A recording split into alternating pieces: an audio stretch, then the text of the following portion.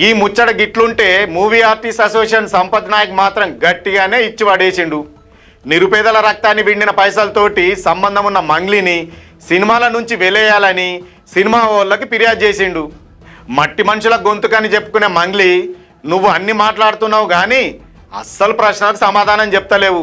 ముఖంలో అమాయకత్వం, నోట్లో భక్తి బాటలు పెట్టుకునే నువ్వు 100 కోట్ల స్కామ్లో ఏ5 నిందితురాలుగా ఎట్లయినావు? పోలీసులు సెక్షన్లతో సహా కేసు కడితే అది మీడియా కట్ కదా, ఎట్లయితది?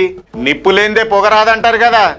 ఇప్పుడు పొగే కాదు, మంటలు మండుతున్నాయి. బాధితులకు అండగా నిలబడ్డ లాయర్ సుబ్బారావును చంపి పడేస్తామని బెదిరించుడు నిజం కాదా? సెలబ్రిటీ హోదాను అడ్డం పెట్టుకొని సెటిల్మెంట్ చేయడం, బెదిరింపులకు దిగి దాదాగిరి చేసుడు ఎప్పుడు నేర్చుకున్నావు మంగ్లీ? అందితే జుట్టు, అందకపోతే కాళ్ళు పట్టుకున్నట్లా ఆరిదేరినవు నువ్వు. జానపదం అంటే మట్టి మనుషుల గుండె చప్పుడు, కానీ నువ్వు వసూళ్ల సప్పుడుగా మార్చేసినావు. అన్ని తెలుసుకొని రాయాలని మీడియాకే శుద్ధులు చెప్తున్నావు కదా. మరి పోలీసులు నిందితురాలుగా నమోదు చేయగానే ఎందుకు ఉలికి పడుతున్నావు? నిన్ను ఏ5 నిందితురాలుగా చేసింది చట్టం, మీడియా కాదు. బాధ్యతగా ఉండాల్సిన వాళ్ళు బెదిరింపులకు దిగడమేంది? మొదటి నుంచి నిన్ను చూసేటోళ్లకు నీ సంగతి బాగా తెలుసు. ఏదో ఒకటి చేస్తావు, విమర్శలు రాగానే లెటర్లు రాసి సారీ అని చెప్తావు.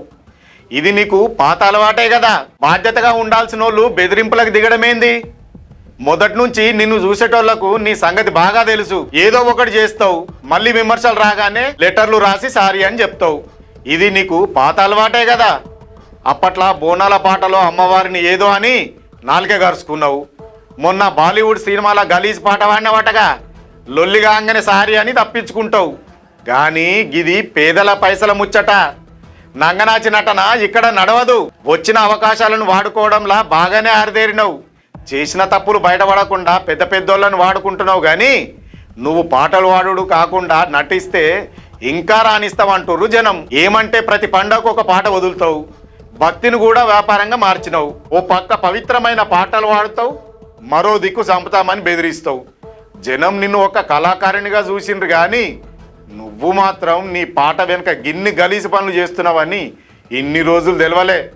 నీ వెనక ఏదో పెద్ద రాజకీయ రక్షణ చక్రమే ఉందని చెప్తున్నారు, కానీ అది ఎంతో కాలం ఉండదు.